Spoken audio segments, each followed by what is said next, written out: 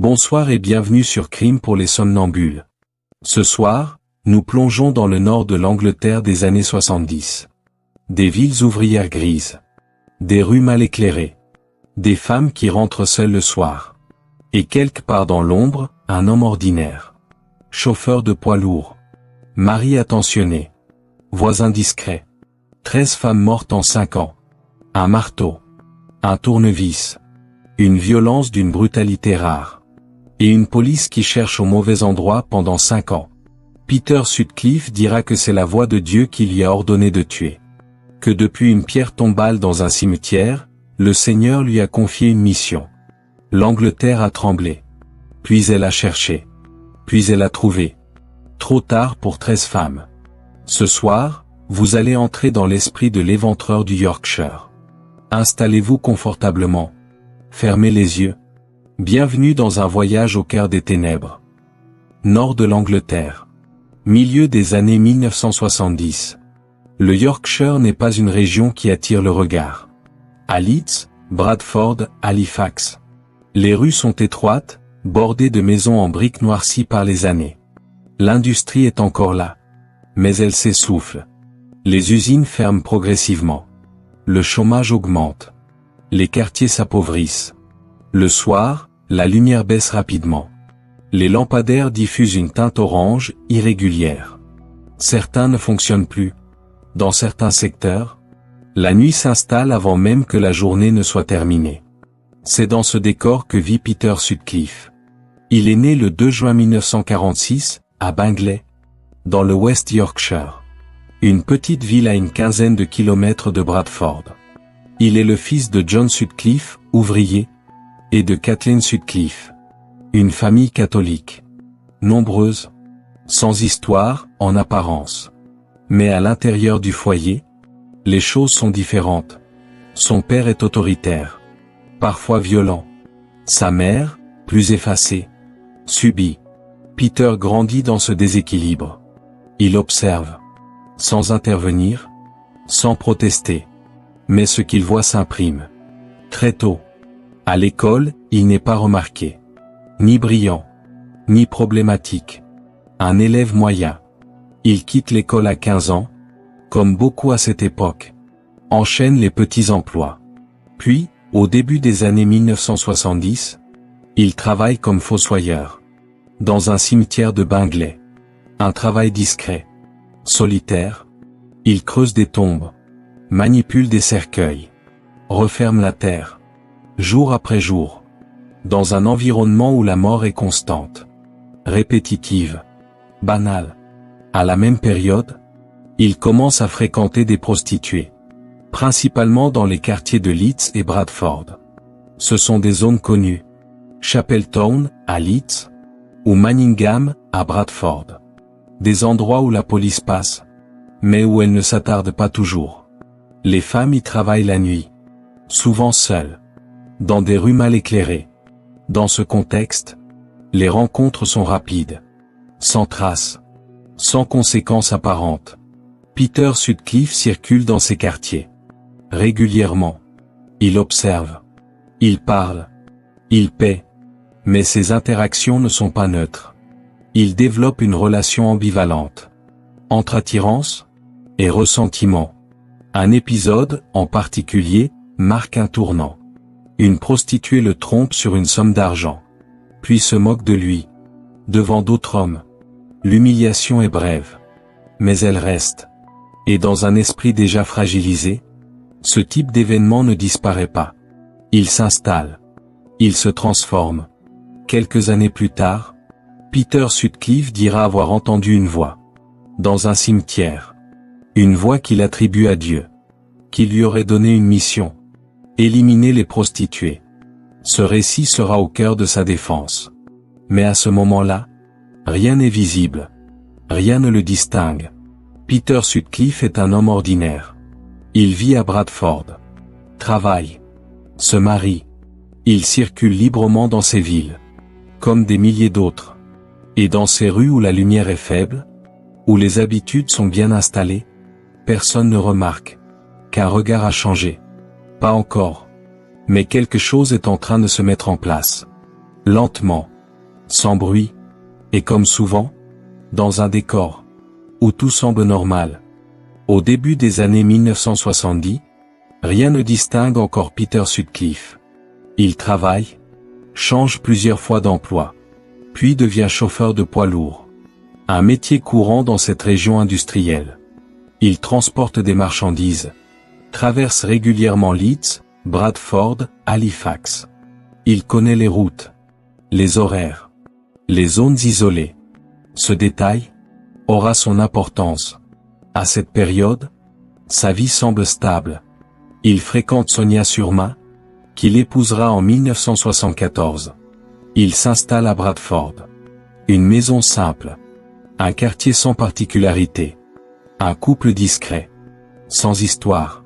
Mais en parallèle, quelque chose évolue. Peter Sutcliffe continue de fréquenter les prostituées. Principalement dans le quartier de Chapeltown, à Leeds. Un secteur connu pour la prostitution de rue. Peu surveillé la nuit, les échanges y sont rapides. Souvent sans témoin. C'est dans ce contexte qu'il développe une vision de plus en plus déformée. Un mélange de désir, de frustration et de rejet. L'épisode de l'humiliation, lorsqu'une prostituée le trompe puis se moque de lui, reste présent. Il ne disparaît pas. Il se transforme. Progressivement. Puis vient ce qu'il décrira plus tard comme un moment clé. Un épisode qu'il répétera toute sa vie. Dans un cimetière, alors qu'il travaille seul, il entend une voix. Selon ses propres mots, une voix divine. Une voix qui lui donne une mission. Éliminer les prostituées. Nettoyer les rues. Ce récit sera repris lors des interrogatoires. Puis au procès. Mais à ce moment-là, personne ne peut le vérifier. Personne ne l'entend. Et surtout, rien ne change extérieurement. Peter Sutcliffe continue de vivre normalement. Il travaille. Il rentre chez lui. Il voit sa femme. Il ne montre aucun signe visible de rupture. Aucun comportement inquiétant. Aucune agitation. Mais intérieurement, une idée s'installe. Pas brusquement. Pas comme une révélation soudaine. Plutôt comme une construction. Une justification. Une manière de transformer un ressentiment personnel en quelque chose de plus large. De plus acceptable, à ses propres yeux. Ce n'est pas encore une action. Mais une direction. Une logique. Et cette logique va progressivement s'imposer. Dans ses déplacements. Dans ses regards. Dans sa manière de percevoir les femmes qu'il croise. À partir de ce moment, les rues qu'il connaît déjà changent de fonction. Elles ne sont plus seulement des lieux de passage. Elles deviennent des terrains possibles. Des espaces où il peut agir. Sans être vu. Sans être interrompu. Son travail de chauffeur lui offre une liberté. Il peut circuler la nuit. S'arrêter. Repartir. Sans éveiller de soupçons. Et dans ces villes où personne ne prête attention aux détails. Cela suffit. Tout est en place. Un environnement adapté. Une routine qui couvre ses déplacements. Et une idée qui s'est fixée. Mais rien n'est encore visible. Rien n'a encore commencé. Ou du moins, rien que l'on puisse voir. Parce que dans ce type de trajectoire, la bascule ne se fait jamais d'un coup. Elle se prépare. Lentement. Dans le silence. Et quand elle arrive, elle semble toujours surgir. Sans prévenir. Alors qu'en réalité, tout était déjà là. Depuis longtemps. En 1974, Peter Sutcliffe se marie avec Sonia Surma. Une jeune femme discrète. Employée dans l'éducation. Leur relation est stable. Sans conflit visible. Il s'installe à Bradford. Dans une maison modeste. Un quartier ordinaire. Des voisins. Des habitudes. Une vie simple. Peter travaille comme chauffeur routier. Il transporte des matériaux, principalement dans le nord de l'Angleterre. Ses horaires sont irréguliers. Parfois tôt le matin. Parfois tard le soir. Mais cela ne surprend personne. C'est normal. Dans ce type de métier. Ses collègues le décrivent comme fiable. Ponctuel. Discret. Un homme sans problème. Rien dans son comportement ne retient l'attention. À la maison, La vie suit un rythme régulier. Les repas, les conversations, les week-ends. Sonia ne remarque rien d'anormal. Pas de colère excessive. Pas de rupture. Pas de changement brutal. Peter est présent. Calme. Il s'intègre parfaitement dans cette vie. Et c'est là que se trouve la difficulté. Parce qu'il ne s'agit pas d'une façade. Cette vie est réelle. Les gestes sont sincères. Les moments partagés aussi. Il n'y a pas de double personnalité visible.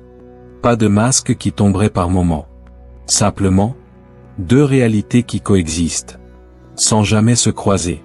Car en parallèle, il continue de fréquenter les quartiers de prostitution. Principalement à Leeds, Chapeltown. Un secteur qu'il connaît bien. Il s'y rend le soir. Parfois la nuit. Il circule en voiture. Observe. S'arrête. Puis repart. Ces déplacements passent inaperçus. Parce qu'ils s'inscrivent dans son quotidien. Un chauffeur qui roule tard, cela ne surprend personne. Et c'est précisément ce qui lui permet de ne pas être vu. Il n'a pas besoin de se cacher. Il se fond. Dans la normalité. Dans les habitudes. Dans ce rythme régulier. Qui ne suscite aucune question. Pendant ce temps, ce qui s'est installé en lui continue de grandir. La vision qu'il développe des femmes dans ces quartiers devient plus rigide. Plus hostile. Mais cela reste intérieur. Invisible. Rien ne se traduit dans son comportement quotidien. Aucune parole. Aucun geste. Rien qui pourrait alerter son entourage. Et c'est ce qui rend cette situation particulièrement difficile à comprendre. Parce que l'on imagine toujours qu'il existe des signes, des indices, quelque chose que l'on aurait pu remarquer. Mais ici, il n'y a rien. Ou presque rien. Peter Sutcliffe mène une vie stable. Un emploi. Un mariage. Un cadre. Tout ce que l'on associe à une existence normale. Et pourtant, c'est dans ce cadre précisément que tout va pouvoir se produire. Parce que cette stabilité ne le freine pas. Elle le protège. Elle lui permet de circuler librement. De ne pas être suspecté. De ne pas être regardé. Et dans un environnement où l'on ne cherche pas dans l'ordinaire, cela suffit. La bascule n'a pas encore eu lieu. Pas encore visible. Mais tout est en place. Un homme. Un territoire. Une idée. Et aucune raison apparente de s'inquiéter. C'est souvent dans ces moments-là que ce qui va suivre devient possible. Le 30 octobre 1975. Leeds, quartier de Chapeltown. Un secteur déjà connu des services de police. Prostitution de rue. Circulation nocturne. Échange rapide. La nuit est fraîche. Les rues sont peu éclairées. Certains lampadaires ne fonctionnent pas. D'autres diffusent une lumière faible, irrégulière. Wilma McCann a 28 ans. Elle est mère de 4 enfants. Elle vit à Leeds. Ce soir-là, elle est sortie. Comme elle le fait régulièrement. Elle marche seule. Dans un environnement qu'elle connaît. Peter Sutcliffe circule dans le secteur. Comme souvent. Il connaît les rues. Les habitudes. Les points où les femmes attendent. Il s'arrête. Un échange a lieu. Quelques mots. Rien d'inhabituel dans ce quartier. Wilma McCann monte dans la voiture. Il quitte la rue principale. Se dirige vers un terrain vague. Un espace en retrait. Sans passage. Sans visibilité directe. Là. L'agression commence. Sutcliffe utilise un marteau. Il frappe par derrière. Plusieurs coups. Wilma McCann tombe. L'attaque est rapide. Violente. Mais maîtrisée. Après les coups, il utilise également un couteau. Les blessures sont multiples. Le corps est laissé sur place. Dans l'obscurité. Sans témoin. Sans intervention. Peter Sutcliffe quitte les lieux. Reprend sa voiture. Et rentre chez lui. À Bradford. La distance entre les deux villes est d'environ 15 km. Un trajet court. Familier pour lui. Le lendemain, le corps de Wilma McCann est découvert. L'enquête débute. La police constate des blessures causées par un objet contondant. des coups répétés, l'utilisation d'une arme blanche. Mais à ce stade, rien ne permet de parler d'un tueur en série. C'est un homicide. Grave. Mais isolé. L'affaire est enregistrée. Les premières recherches commencent. Interrogatoire. Relevé. Vérification. Mais sans témoin, les pistes sont limitées. Et surtout, rien ne relie encore ce crime à ce qui va suivre. Peter Sutcliffe, de son côté, reprend sa vie, travail, maison, routine. Aucun changement visible. Aucun signe extérieur. Mais intérieurement, une étape a été franchie. Ce qui était jusque-là, une idée, une construction, est devenu un acte. Concret, réel, et surtout, sans conséquences immédiates. Pas d'arrestation, pas de lien établi. Et dans ce type de situation, cela crée une validation. Silencieuse, mais déterminante. Une méthode a été testée. Un environnement identifié. Un fonctionnement confirmé. À partir de ce moment, la question n'est plus de savoir si cela va continuer. Mais comment? Et à quel rythme? À Leeds, la vie continue. Les rues restent les mêmes. Les habitudes aussi. Mais un premier événement vient d'avoir lieu. Un point de départ. Discret. Presque invisible. Et pourtant, essentiel. Parce que c'est à partir de cette nuit-là que l'histoire commence réellement. Après la mort de Wilma McCann, l'enquête se poursuit. Sans résultat immédiat. Les semaines passent. Puis les mois. Et rien ne permet d'identifier un suspect.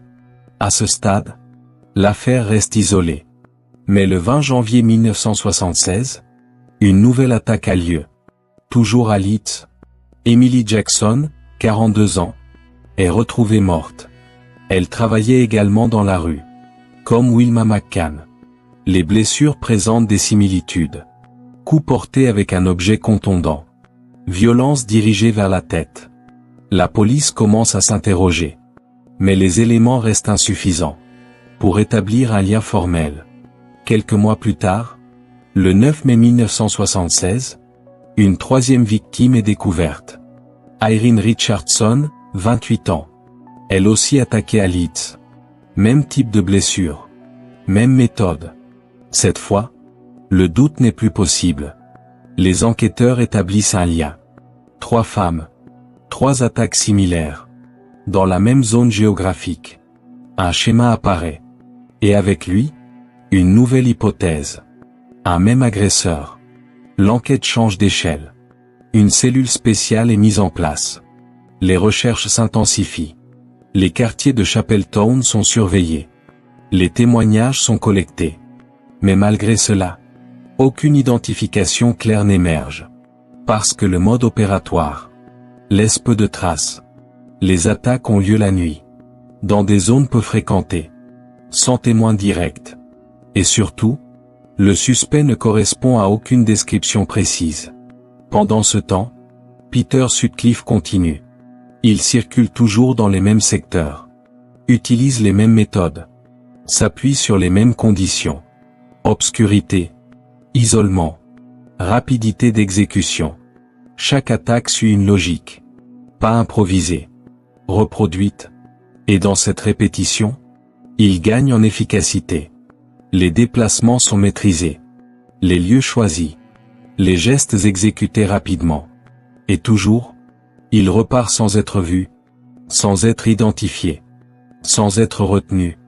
La police, de son côté, élargit les recherches. Des milliers d'hommes sont interrogés. Les fichiers sont analysés. Mais l'enquête devient de plus en plus complexe. Parce que les informations s'accumulent. Et que les pistes se multiplient. Sans direction claire. Les victimes sont identifiées comme prostituées. Ce détail influence l'enquête. Et la perception générale. Certaines affaires reçoivent moins d'attention médiatique. Moins de pression. Ce qui ralentit, indirectement, la progression. Mais en interne, les enquêteurs comprennent. Ils ne sont plus face à des faits isolés. Mais face à une série. Une série en cours. Et pendant qu'ils cherchent, lui continue. sans interruption, sans erreur visible, et surtout, sans jamais apparaître, parce qu'il ne sort pas du cadre. Il ne correspond à rien d'exceptionnel. Un homme, une voiture, un trajet, rien qui attire l'attention. Et dans ce contexte, cela suffit. Les mois passent, les noms s'ajoutent, et ce qui n'était qu'une succession d'événements devient une trajectoire, claire, continue, mais toujours invisible, parce qu'elle se construit dans un environnement où personne ne regarde vraiment. Et c'est là que le danger devient plus difficile à arrêter. Quand il ne surprend plus, quand il s'installe, quand il devient presque prévisible, sans jamais être identifié. À partir de 1976, l'enquête change d'échelle. 3 victimes ont été reliées. Et la police comprend désormais qu'elle fait face à un tueur en série. Une cellule spéciale est créée. Elle sera connue sous le nom des « Opérations Reaper ». Des dizaines d'enquêteurs sont mobilisés. Puis des centaines. Le dossier devient l'un des plus importants jamais traité au Royaume-Uni à cette époque. Les moyens augmentent. Interrogatoires massifs. Surveillance des quartiers de prostitution. Collecte systématique des témoignages. Des milliers d'hommes sont entendus. Les fichiers sont remplis à la main. Des fiches cartonnées. Classées, triées, comparées. Chaque détail est noté. Adresse. Véhicule. Antécédents. Mais très vite, le volume devient un problème. Trop d'informations. Trop de noms. Trop de pistes. Et dans cette accumulation, l'essentiel se dilue. Certaines pistes sont pertinentes. D'autres non. Mais elles sont traitées de la même manière. Parce qu'à ce stade, rien ne permet de hiérarchiser clairement. Pendant ce temps, les attaques continuent. En 1977, plusieurs nouvelles victimes sont recensées. Toujours dans le Yorkshire. Toujours selon un mode opératoire similaire. Attaque nocturne. Coup porté à la tête. Utilisation d'un objet contondant, souvent un marteau. Parfois, une arme blanche est également utilisée. Les lieux varient légèrement, mais restent toujours des zones peu fréquentées. Terrain vague. Rues isolées. Espaces mal éclairés. La régularité devient évidente. Mais l'identité du suspect reste inconnue. Les médias commencent à relayer l'affaire. Un nom apparaît. The Yorkshire Reaper. Une référence directe à Jacques l'Éventreur. Ce nom s'impose rapidement. Et avec lui, une pression supplémentaire. Sur la police. Sur les autorités. Sur toute la région. Mais cette pression n'améliore pas l'enquête. Elle la complique. Parce qu'elle accélère les décisions, multiplie les pistes, et renforce certaines hypothèses, qui ne sont pas forcément les bonnes. Un profil se dessine. Un homme violent, marginal, peut-être instable, quelqu'un de visible, quelqu'un qui sortirait du cadre. Et cette idée va orienter les recherches, les détourner, parce que Peter Sutcliffe ne correspond pas à ce profil. Il est intégré. Stable en apparence, employé, marié, sans antécédents majeurs. Il ne correspond pas à l'image attendue. Alors il reste en dehors du champ. Et pourtant, il est déjà connu des services de police. Il a été contrôlé, interrogé, à plusieurs reprises, pour des faits mineurs. Rien qui le relie directement au meurtre. Rien qui justifie de le retenir. Alors il repart. À chaque fois. Et chaque fois. Il reprend. Parce que rien ne l'arrête. L'enquête continue de grandir. Mais elle devient moins précise. Comme un filet trop large. Qui attrape tout, sauf l'essentiel. Et pendant ce temps, lui continue. Avec la même régularité. La même méthode. Sans modification majeure. Comme si rien, en face, ne le concernait. Et c'est cela, le plus troublant. Pas l'absence d'effort. Pas le manque de moyens. Mais le fait que, malgré tout cela, il reste invisible. Parce qu'il n'est pas là où on le cherche. Et que parfois, le problème n'est pas ce que l'on ne voit pas, mais ce que l'on refuse d'envisager. À partir de 1977, le Yorkshire ne fonctionne plus comme avant. Les attaques continuent.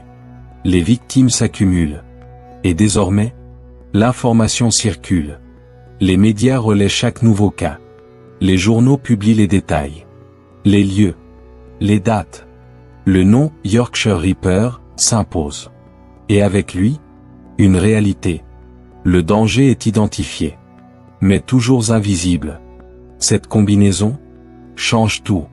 Parce que l'on sait qu'il est là, mais sans savoir où, ni quand, ni à quoi il ressemble. Les habitudes commencent à évoluer. Concrètement, dans plusieurs villes du Yorkshire, les autorités diffusent des recommandations. Éviter de sortir seul la nuit. Ne pas marcher dans certaines zones. Préférer les trajets accompagnés. Ces consignes concernent surtout les femmes. Elles modifient leur quotidien. Certaines réduisent leurs déplacements. D'autres changent leurs horaires de travail. Dans certaines universités, des systèmes d'accompagnement se mettent en place. Les étudiantes marchent en groupe. Les trajets sont organisés. Ce ne sont pas des réactions ponctuelles. Ce sont des adaptations durables. Parce que la menace ne disparaît pas. Elle se répète régulièrement. Dans plusieurs villes.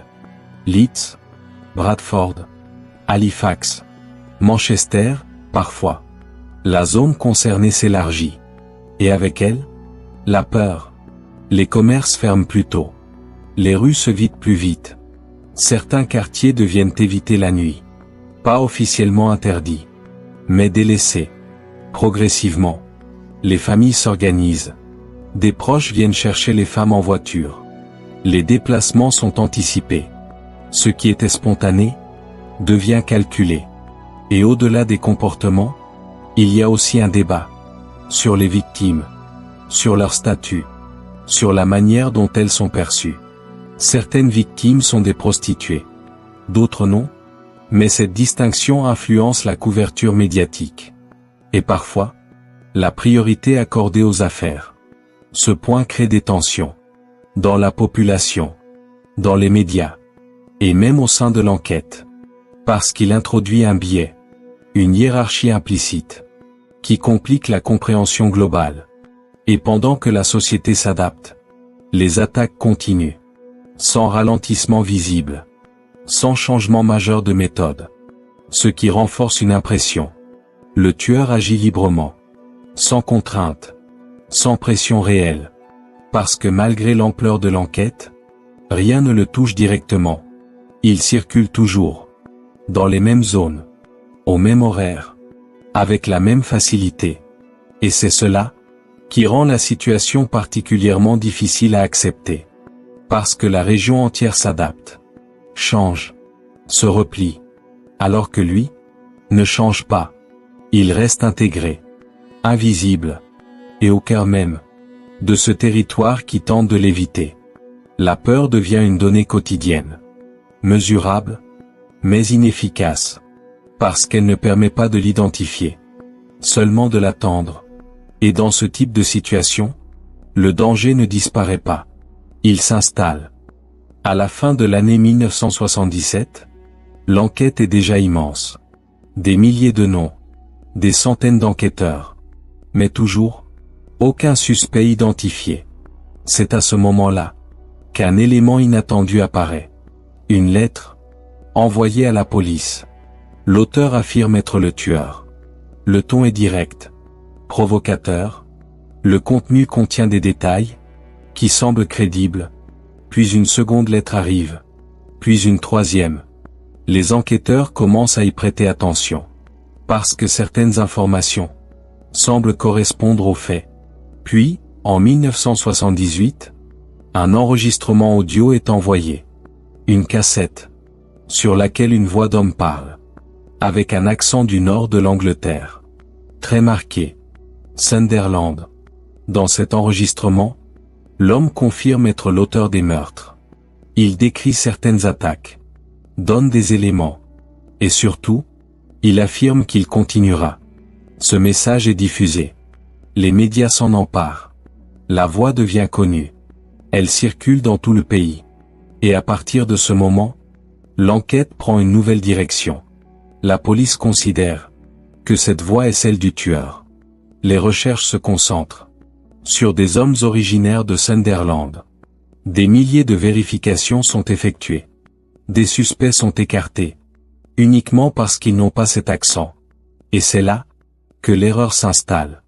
Parce que cette voix n'est pas celle de Peter Sutcliffe. Lui est originaire du Yorkshire. Il n'a pas cet accent. Il ne correspond pas au profil vocal recherché.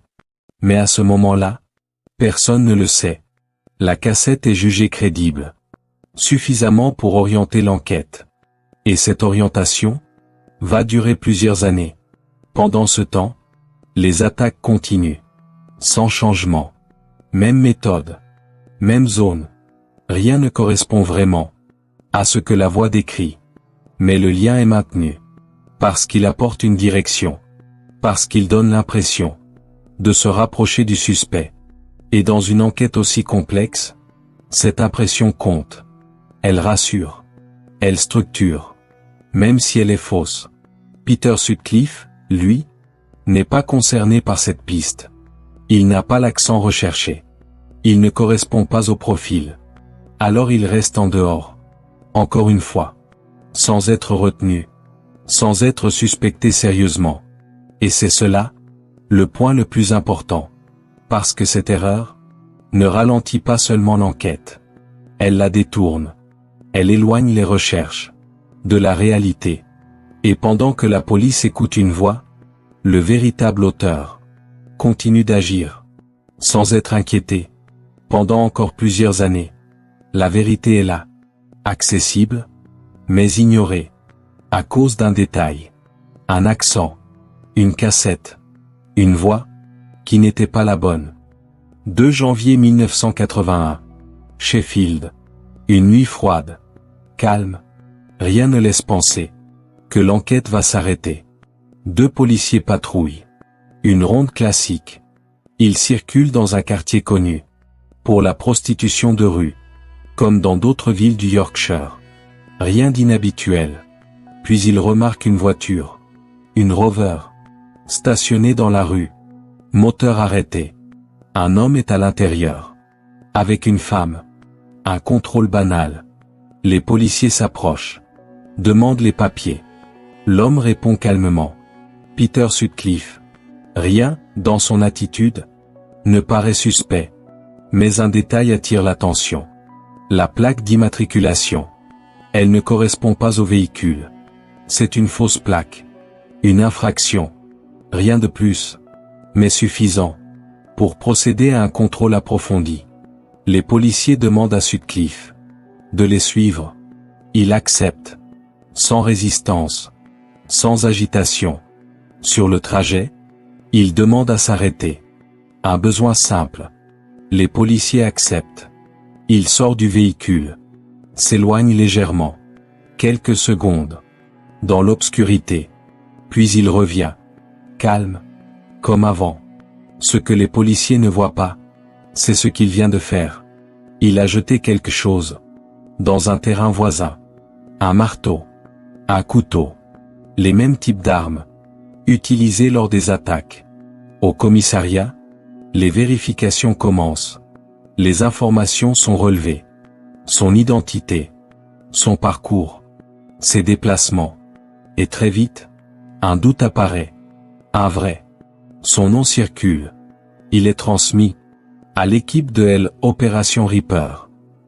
Les enquêteurs comparent, recoupent, et certains éléments concordent. Sa présence dans certaines zones. Ses horaires. Ses habitudes. Une équipe est envoyée sur place. Là où il s'est arrêté. Là où il s'est éloigné quelques secondes. Les recherches commencent. Et les objets sont retrouvés. Le marteau. Le couteau. Caché. Mais accessible. Et à partir de ce moment, tout change. Le contrôle routier devient une arrestation. Le conducteur devient suspect. Puis, quelque chose de plus. Les interrogatoires commencent. Plus précis. Plus directs. Et très vite, il parle. Sans résistance. Sans détour. Il reconnaît les attaques. les lieux, les gestes, tout. L'homme recherché depuis plus de 5 ans vient d'être arrêté. Pas après une traque spectaculaire. Pas à la suite d'une grande percée.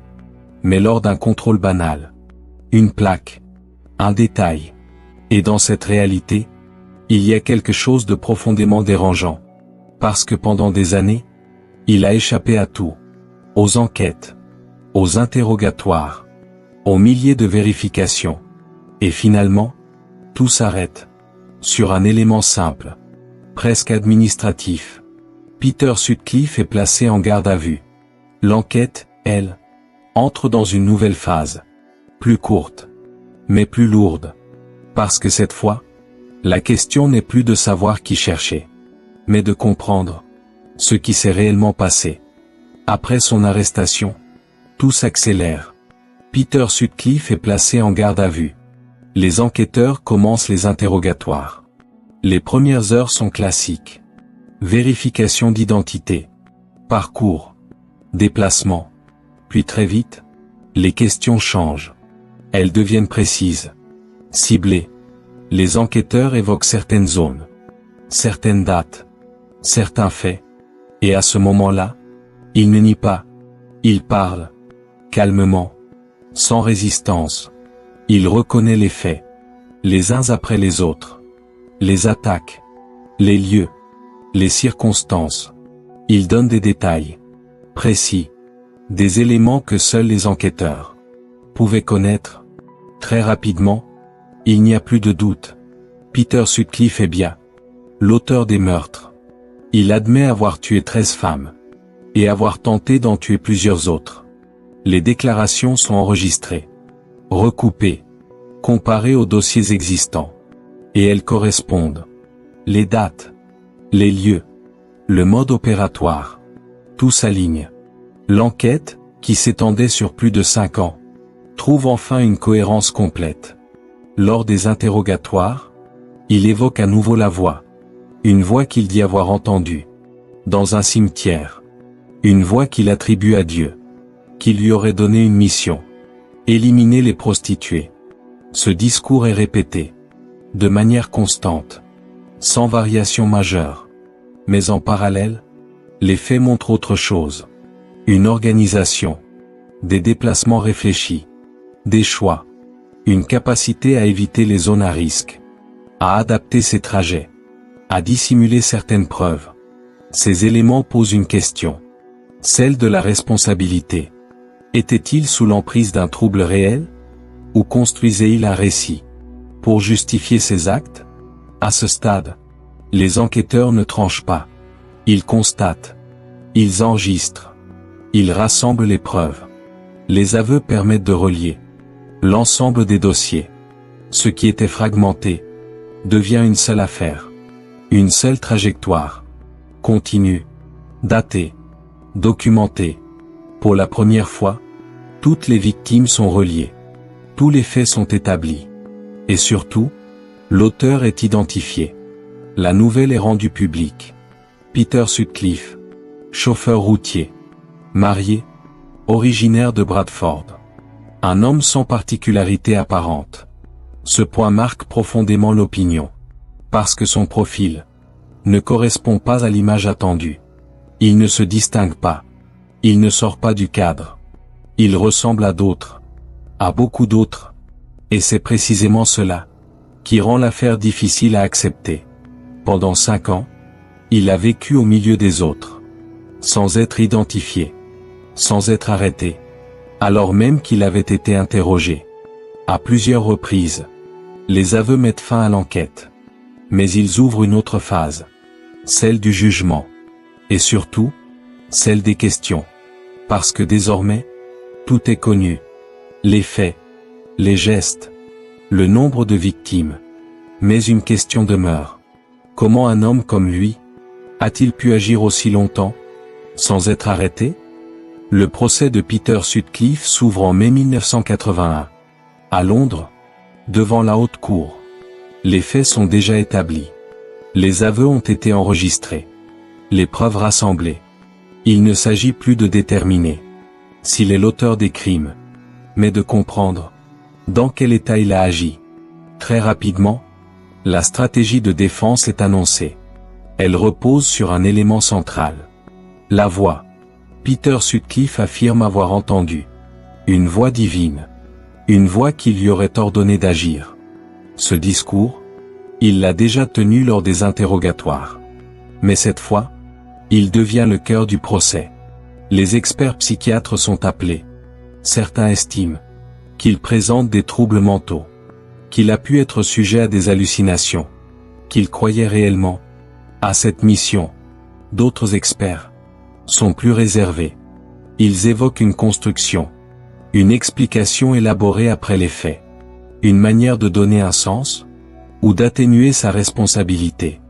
Deux lectures opposées. Et au centre, les faits.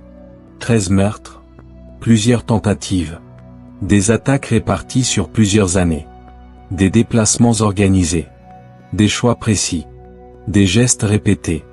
Les jurés doivent trancher, non pas sur les actes, mais sur l'intention, sur la capacité de compréhension, sur le contrôle. Peter Sutcliffe comparaît.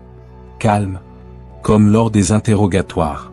Il répond aux questions, sans agitation, sans rupture visible. Il répète son récit. La voix, la mission. Mais ce discours ne suffit pas, parce qu'en face, les éléments matériels sont nombreux. Concrets. Il montre une organisation, une capacité d'adaptation, une logique. Et cette logique est difficile à concilier avec une perte totale de contrôle. Après plusieurs jours d'audience, les débats se concluent. Les jurés se retirent. La délibération est relativement courte. Le verdict tombe. Coupable de meurtre. Responsable de ses actes. La thèse de la voix n'est pas retenue comme cause d'irresponsabilité. Peter Sutcliffe est condamné à la réclusion à perpétuité. Plusieurs peines. Une pour chaque victime. La décision est claire. Sans ambiguïté. Mais malgré cela, une question reste. Pas juridique. Pas officielle. Une question plus diffuse. Était-il réellement convaincu de ce qu'il disait? Ou s'agissait-il d'une construction après coup? Le procès apporte une réponse judiciaire. Mais pas une réponse définitive. Parce que certains éléments ne peuvent pas être mesurés, ni prouvés entièrement. Et dans cette affaire, ce qui reste incertain fait partie de l'histoire. Le procès se termine. La condamnation est prononcée. Mais l'impact, lui, continue. Parce qu'au-delà du jugement, il reste une réalité difficile à accepter. Un homme ordinaire, intégré, a pu agir pendant plusieurs années, sans être arrêté. Et c'est cette réalité qui va marquer durablement l'ensemble du pays. Après le procès, l'affaire ne s'arrête pas. Les faits sont établis. La condamnation est prononcée. Mais très rapidement, une autre question apparaît. Pas sur Peter Sutcliffe. Sur l'enquête. Comment a-t-il pu agir pendant plus de 5 ans, sans être arrêté? Les analyses commencent. Les dossiers sont repris. Un à un. Et très vite, plusieurs éléments apparaissent. Peter Sutcliffe avait déjà été contrôlé, interrogé, à plusieurs reprises, par différentes unités de police, pour des faits mineurs, mais aussi dans le cadre de l'enquête. Son nom figurait dans les fichiers. Ces informations avaient été enregistrées. Mais il n'a jamais été retenu, parce qu'il ne correspondait pas au profil recherché. Un autre point devient central. La cassette, les lettres, le canular. La police avait concentré une partie de ses recherches sur un homme originaire de Sunderland, en se basant sur l'accent de la voix. Des milliers de vérifications ont été effectuées dans cette direction. Des suspects ont été écartés uniquement sur ce critère. Peter Sutcliffe, lui, n'avait pas cet accent. Il ne correspondait pas. Il est donc resté en dehors de cette piste pendant plusieurs années.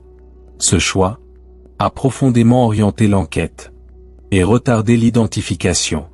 D'autres éléments sont également mis en évidence. Le volume d'informations. Des milliers de témoignages. Des fiches papier. Des données difficiles à croiser. Certaines informations pertinentes n'ont pas été reliées entre elles, ou ont été traitées trop tard. L'enquête était massive, mais difficile à gérer. Un autre point est évoqué. La perception des victimes. Certaines étant des prostituées, les priorités ont parfois été biaisées. Certaines affaires ont été moins médiatisées, moins urgentes, ce qui a influencé, indirectement, le rythme de l'enquête. Aucun de ces éléments, pris séparément, n'explique entièrement la durée. Mais ensemble, ils dessinent une réalité. Une enquête complexe, avec des moyens importants, mais aussi des choix, des orientations, des erreurs, et surtout, une difficulté à envisager. Que le suspect puisse être ordinaire. Peter Sutcliffe ne correspondait pas à l'image attendue. Il n'était pas marginal, pas isolé, pas visible. Il était intégré, employé, marié, et c'est précisément cela qui l'a protégé.